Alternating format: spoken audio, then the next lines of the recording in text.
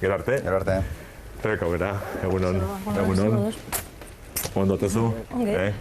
Bueno, ikustezu, bada zure etzago interesgai gertalitekeen hainbat abia puntu hizketan hasteko. Beraz, aukera da zaila, ez da? Gero solaskidekin ditziteko aukera izango du noski, baina behar bada, punta batetik, orentxe aipatu duen puntatik hasita, behar bada, Pedro Sánchez eta kupoa. Eta kupoa arrisku bidean jar dezakeen nolabaiteko adierazpena agian. Takite, horren ingurutik zer da burura datorkizuna? Batean burura datorkidana da, eta ikusita, Kataluniako prozesu guztian zehar, PSOEk izan duen jokabidea eta jarrera nolabait gaia desbideratu nahi dutela, garbi dago, ez dutela inondik inora hitz egin nahi, ez estatuaren demokratizazio prozesu batetaz, ez Kataluniar herriari dagokion eta baita Euskal Herriari dagokion erabakitze eskubideaz gain, eta orduan hor, ihesbideak bilatzen ari dira, eta hori ere oso garbi ikusi genuen ez, behin eta berriz planteatu izan duten konstituzioaren erreformaren inguruan ez. Hori, nolabait nire ustez irudikatu nahi dute, konstituzioa reformatu nahi dutela, azkenean ezer aldatzeko, baina irudia emateko zerbait egiten dutela, ez? Eta maigainan jartzen dituzten gako guztiak hildo horretan doazela iruditzen zait. Ongi etorri foruetara zion Andoni Ortuzarrek, ezagite bere hitzak zehazki entzuteko aukerari badaukagun, ala balitz, ia entzun ditzakegun, eta horren ingurutik abia puntua lotu dezakegu Pedro Sánchezekin. Ia. Ongi etorriak ezker abertzaleko jaun Andreak foruetara, bazen garaia! Ongi etorriak, foru defensora azken baten, eta foruetara. Lotura indezakegu, Pedro Sánchezen hitzekin. Azkenean foruak edo daukaguna, daukagun kontzertu ekonomikoa, daukagun kupoa, defendatu beharrean aurkituko gara agian estatuaren planteamendu orokor horren aurrean? Gu defendatu behar duguna da, azkenean gure herriari dagokion erabakitze eskubideak, eta eskubide horiek badatu objektibo bada, ez? Eta foruak horren adibide eta erakusle dira, eskubide historikoak dagozkigula, eta gure ustez eskubide historikoak garai berri hauetara egokituta, ez azkenean erabakitze eskubidearen gauzatzean datza, horrelako eztabaida batetan sartu beharko baldin bagian, ez? Eta adibidez AJak askotan aipatzen du eta mahai gainean etengabe jartzen du bilateralidadea, paktoa, eta gure ikuspuntutik ikusten ari garena da etengabe lehenengoa bilateralidade hori, akordio hori ukatzen duena Estatu Espainiarra dela, ikusta besterik ez bere jokabideak eta bere jarrerak, ez? Adibidez, berriki Katalunian ikusi duguna, norbaitek izan baldin badu borondatea akordio batetara iristeko, elkarrizketa abiatzeko eta garatzeko Katalunia izan da. EAJ ere beti iruditzen zaigu ez, izkutatu izan dela bilateralidade horretan, baina ze bilateralidade da posible ez baldin badago elkarrekiko aitortza bat. Eta gure ustez, oinarrizkoa akordio bat abiatzerako orduan, bilateralidade bat finkatzerako orduan, elkarrekiko aitortza bada, ez? Eta elkarrekiko aitortza horretan, azkenean da bakoitzak besteari aitortzen dion erabaki gaitasuna burujabetza hori, ez? Eta ikusten da, estatua ez dago klabe horietan, garbi ikusi da, estatuak oraindik ez du ulertu zeintzuk diren demokrazia baten oinarrizko printzipioak eta zutabeak, eta etengabeari da, bai bakegintzan, edo bai eta erabaki eskubidean, printzipio nagusiak izan beharko liratezken horien aurka giza eskubideak etengabe urratzen ari da. Hau da, herritarrei, kolektibo bati, gizarte bati, ahotsa ematea, hitza ematea ere ukatzen du. Orduan, hor, ikusten dugu guk Euskal Herritik, guk daukagun bide bakarra azkenean alde bakarrekotasuneko bidea dela, ikusita ze tesietan eta ze jarreretan mugitzen ari den estatua, eta Katalunian ere, Kataluniar herriari ere, bide hori geratu zaio jorratzeko, eta horretan ari da. Beraz, bi hildo, ez da? Bat, daukagunarekin zer egin, daukagunean nola aritu, eta bestea alde egin, zuk esango zenuken bezala, ez da? Alde egin baino gehiago esango nuke dagozkigun eskubideak praktikara eraman eta gure eskubideak eskuratu. Men urte askotan erabili da transferentzien paradoja, ez?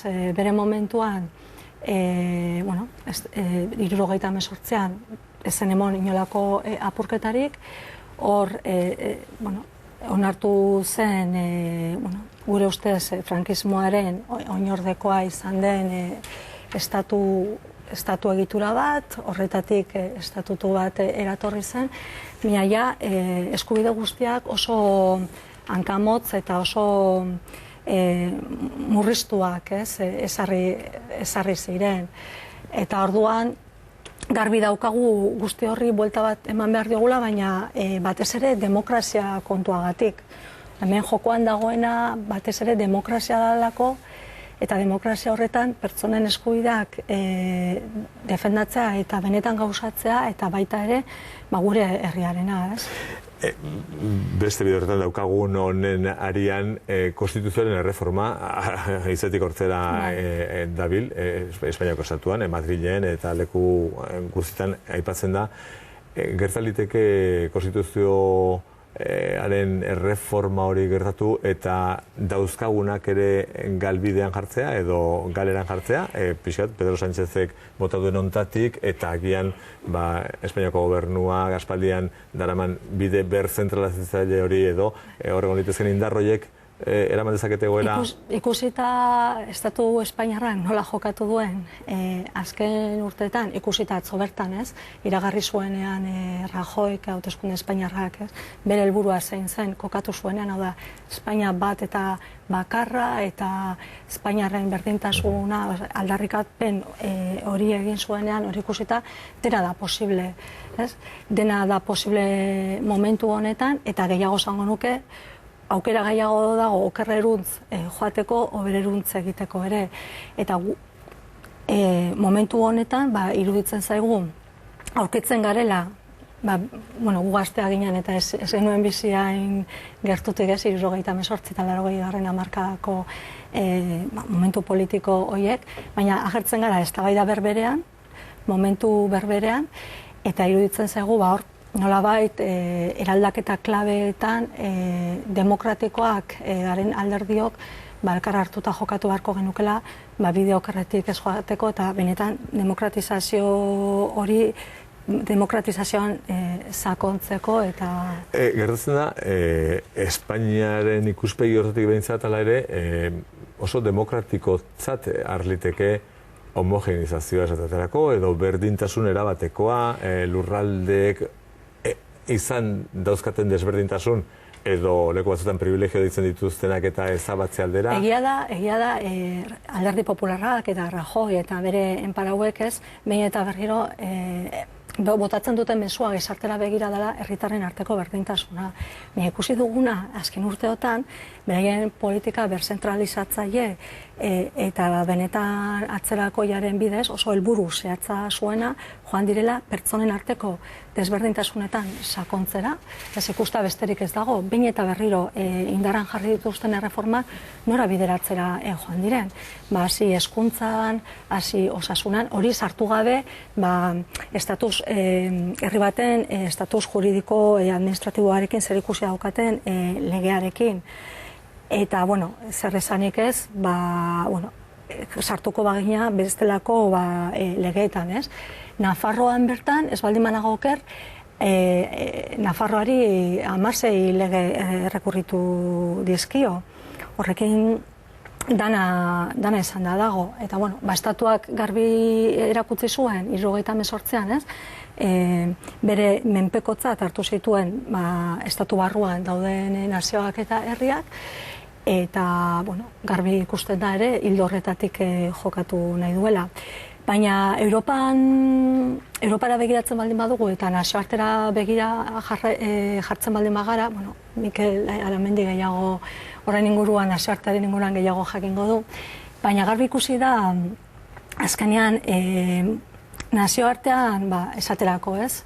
Herriei dagokien eskubideak oso prozesu dinamikoak direla, ez? Erabaki eskubidea ikusi dugu nazioartean berez oso printzipio dinamikoa dela eta ditugun herrien besteko prozesu izan ditugu. Guztiak oso desberdinak, guztiak izan dute aitortza, joan gaitezke adibidez Dinamarkara, Dinamarka Groenlandiare aitortu dioera eskubidea, joan gaitezke Eskoziara, joan gaitezke Kosobora, Montenegrora, 1000 adibide ditugu.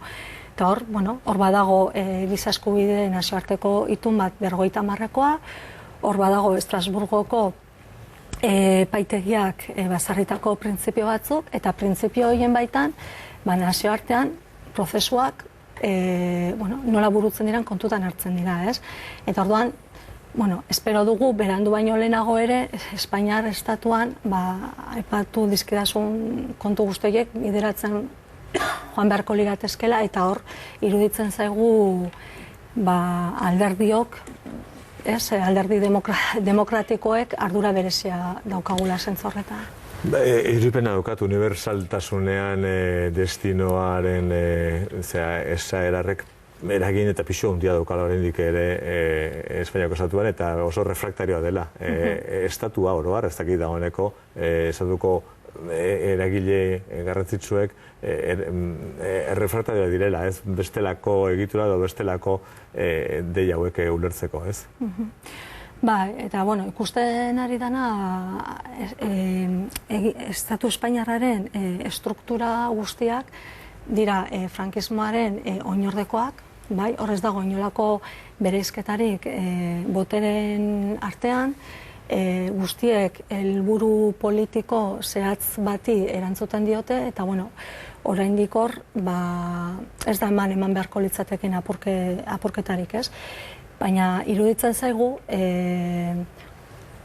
alderdi bestelako printzipio batzuen baitan mugitzen ari garen eragileok hor nolabait beste paper bat jokatu beharko genukela, elkar hartuta jokatu beharko genukela eta bultza egin beharko genukela benetan, aukera paregabe daukagulako hauteskunde Espainiar hauei begira, demokratizazio prozesu hori abian jartzeko estatu mailan, bereziki lagundu dezakelako guk hemen abian dugun eta abiatu nahi dugun prozesu eratzaileari begira, ez? Garbi daukagulako guk gure herritik eta gure herriari begira jardun behar dugula, gure egiturak definitzelako orduan, osatzelako orduan, gure eskubideak osatzelako orduan.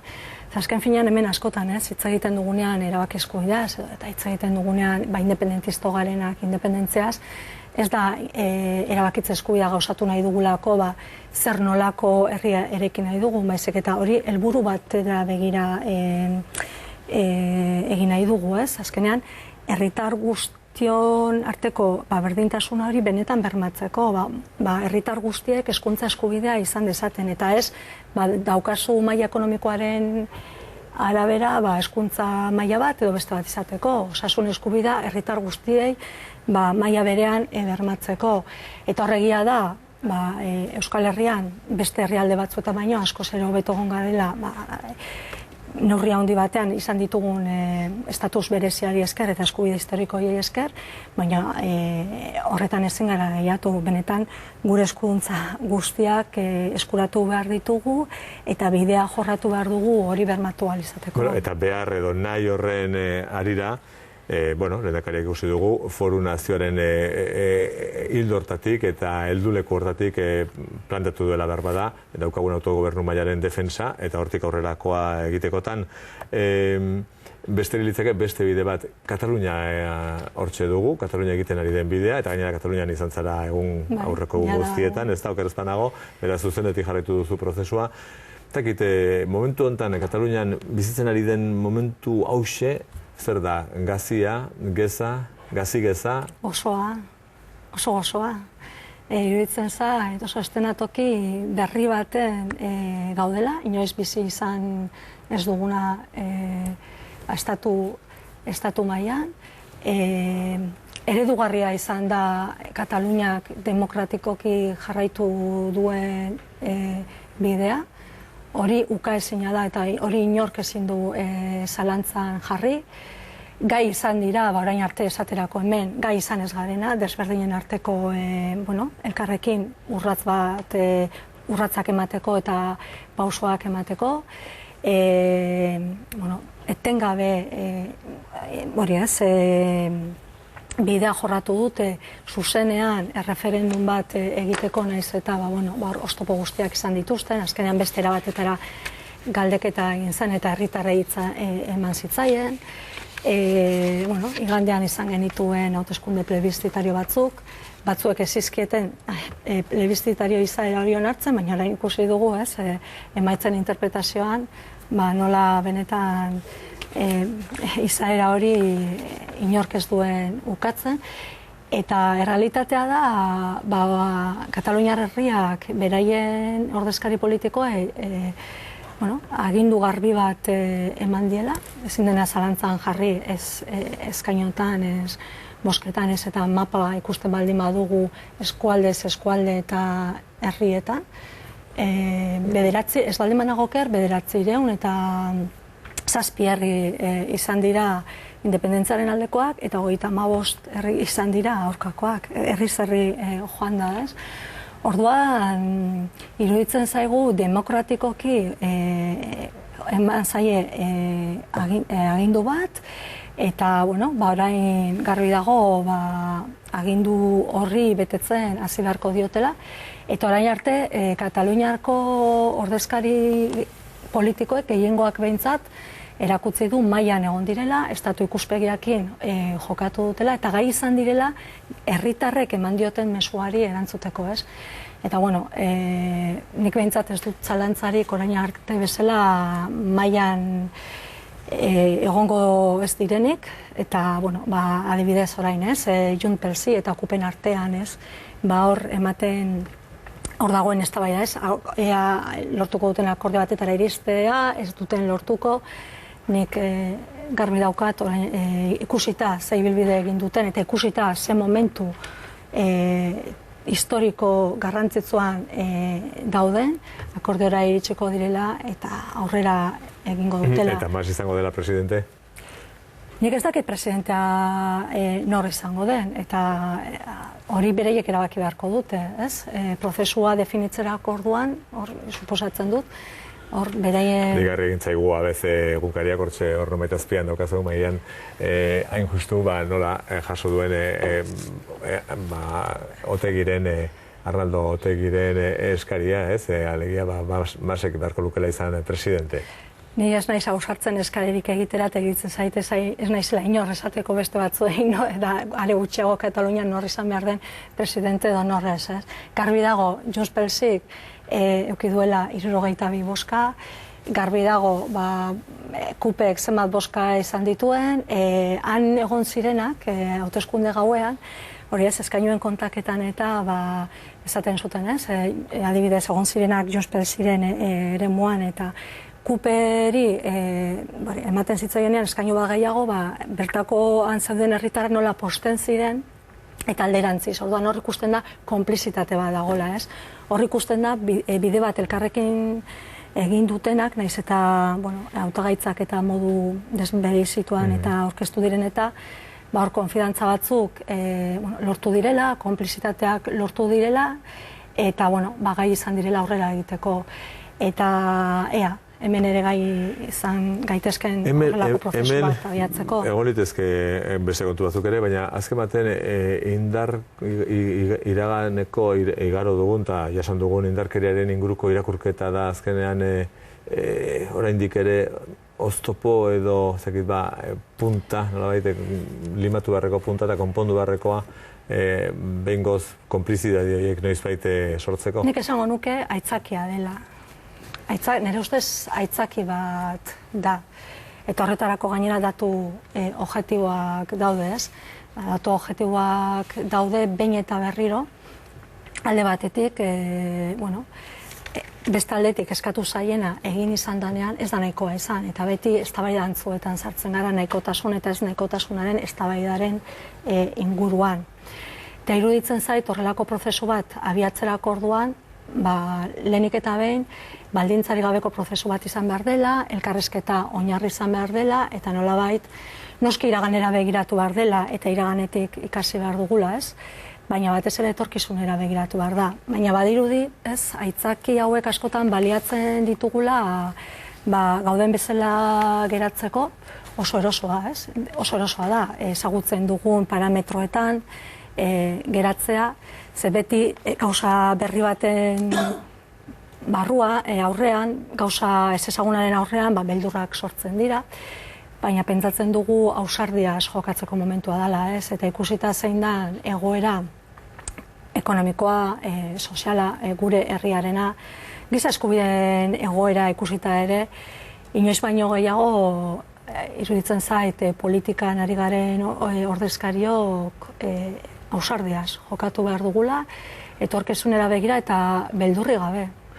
Gure erabakia, bakea, horrela zioen atzo argitaratu zenuten artikulu batek, zuk, Asier Arraizek, Pello Urizarrek eta Oskar Matutek sinatua. Bertan, ausarketa luze bat eta sakona egiten da, justu bakearen ingurutik eta egindakoaren eta gerokoi utzi nahi diezuenaren ingurutik, zer esango diezuen seme-alabeei esaten da bestea beste, ez da? Gauza asko ez zirela ondo egin, bide okerrena dela beti ere indarkeriaren aukera, eta horri nabardura jarri zionen justu Josu Erkorekak, ez da? Bide okerrena ez ezik, bainera hartu beharrekoa etzen bidea, bainera hartu beharreko bidea etzela indarkeriaren bide hori, eta kartu zen bide hori azken baten. Hor badago traba bat, ez da? Badirudi gainditzen ez dugun traba bat badagoela hor, bengoz behar da konplizidea hori ariltzeko?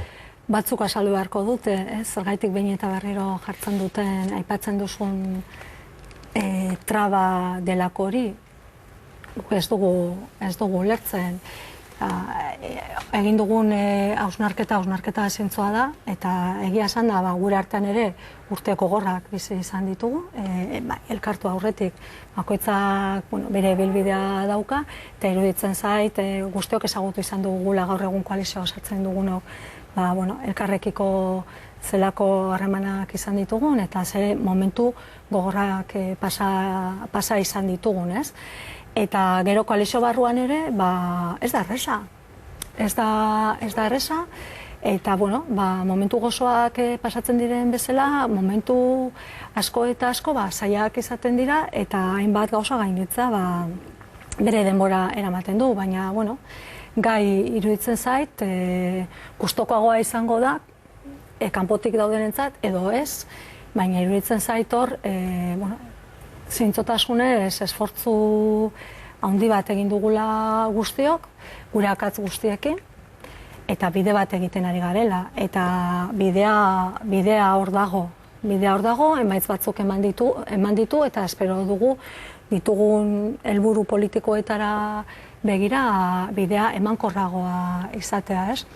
Orduan hemen bi aukera daude, edo heltzen gara, heldulekurik ez dagoen tokietara gauden bezala geratzeko, edo batzuek aitzaki erabiltzen dituzten terminoien gerra horri gainditzen dugu eta beste estatu ikuspuntu batetatik jokatzen dugu ausardiaz aurrera egin ahal etorkizun hobeago bat izan desan gure herriak, ez?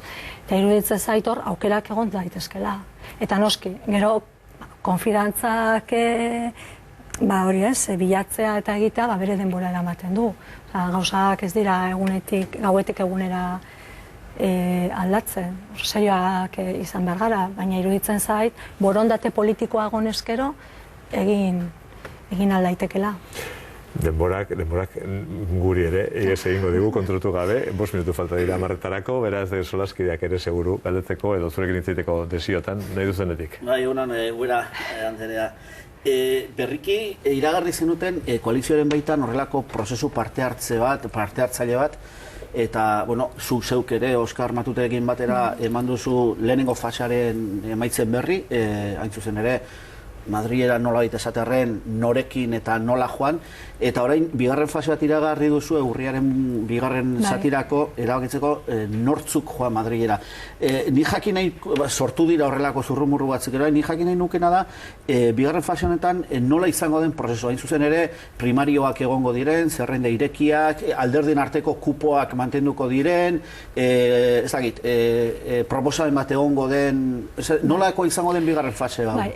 Bueno, guk oso kontziente izan ginen, oso garbi daukagu, badabait koalizioan urratz bat eman nahi dugula, ez? Eta prozesu hau horri erantzutera zetorren. Oso kontziente ginen, gabezia asko zituela, baina esan genuen, guazen jauzi bat egitera, beharra ikusten genuelako herrietan EH Bildu EH Bilduko egiturak sendotzeko eta hor nolabait aipatzen ditugun konfiantza horiek bilatzeko.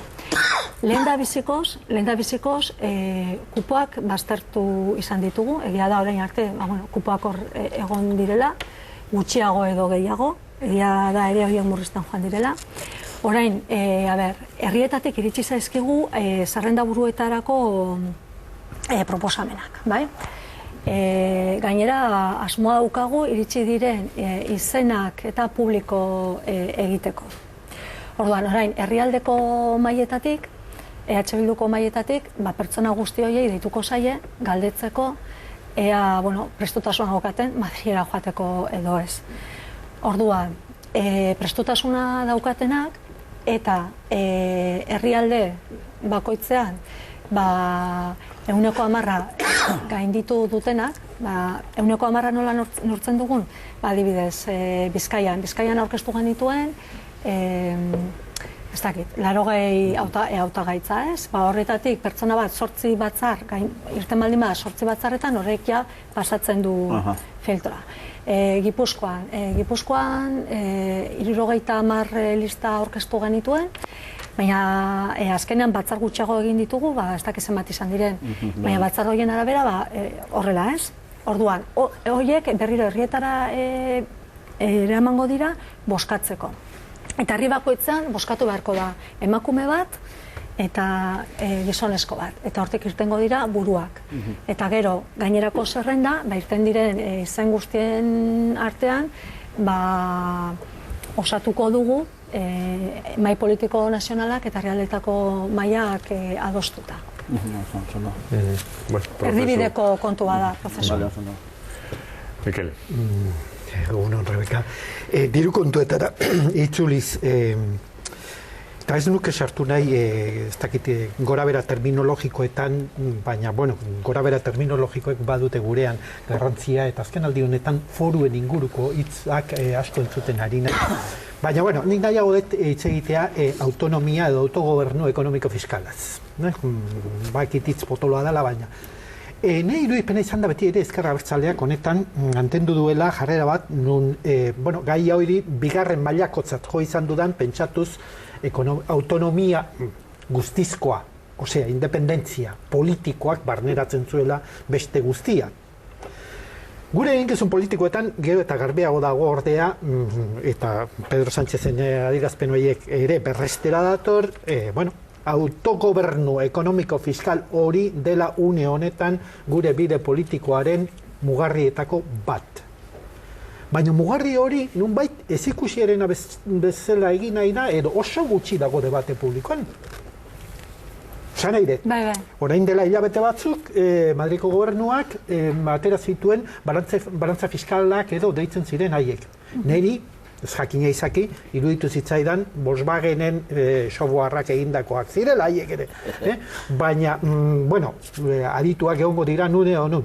Zan nahi de guzti honetan, hau mairatuko da, ez da, edo ez du garrantzirik? Hau, bai gaineratuko da, ikargarrizko garrantzia dauka, azkenean garbi dago burujabetza ekonomikoak eta fiskalak horrek berak ematen dizula, ez?